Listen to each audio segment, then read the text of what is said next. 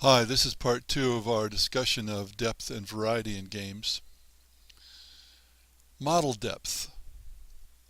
The question here is the game a good model of whatever it is representing or depicting? Don't confuse looks, such as photorealism, with decisions. It's the decisions that count. Are the decisions you make in the game the same kind of decisions, same kinds of choices a person could make in that real situation? Do the things that happen in the game correspond with the things that happen in the situation being depicted? I call this analogousness or correspondence, since analogousness is a really ugly word.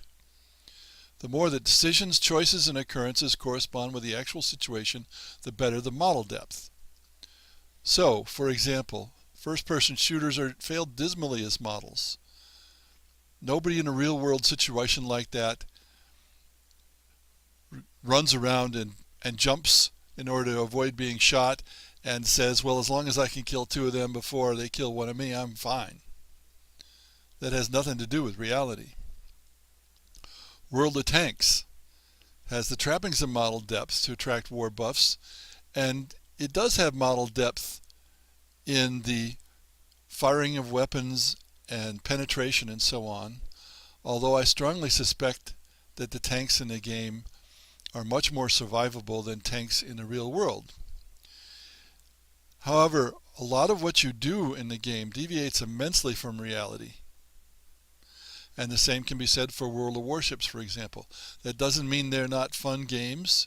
They're just not good models of war in the most important respects. Now contrast this, everything I've been talking about depth, with variety. Because when contemporary gamers talk about depth in a game, they often mean variety. They confuse depth and variety because they haven't played many games with real gameplay depth.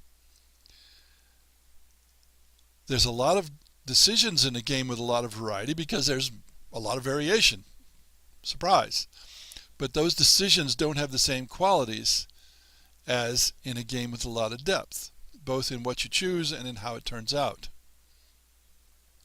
And you can have too many decisions, so individually they tend to cease to matter, even though there's a winner and a loser. And especially in single-player video games, you can get an awful lot of repetition without sufficient variety because there's no human opponent. So variety is very important to games.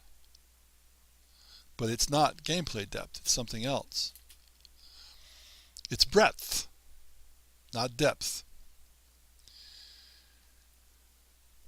Variety provides more things to do, but the decisions and choices don't change the character. The decisions don't lead to deeper hidden decisions.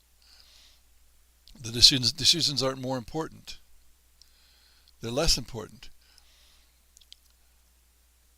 So you can play a spellcaster instead of a hack and slasher in a game, and you do things differently, but there's nothing deeper about it. It's breadth, not depth. In a loot fest like Diablo 3, you don't even have to stick with your decision. You can change when you like, for example, in skill allocations. Players like customizable characters, but I'm not sure that makes much difference to the outcome. And you can have too many decisions, too many for the players to keep track of. Too many so that each one individually doesn't really matter. And this is a reason for keeping games simple if you want a deep game rather than a broad game, so that decisions really matter. Now, ideally, you want to have both depth and variety in a game. But there are many players nowadays who don't want to think hard, they don't want to work to find the hidden decisions, and for them variety is quite sufficient. Now, I think that's much less true for strategic war game players than for gamers as a whole.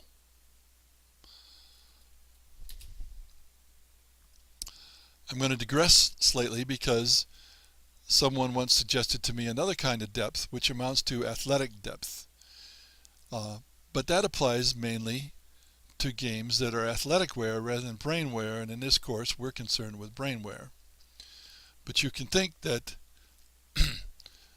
there are decisions involved in the athleticism. If you look at American football, there's lots of decisions players have to make, and then they have to execute them properly.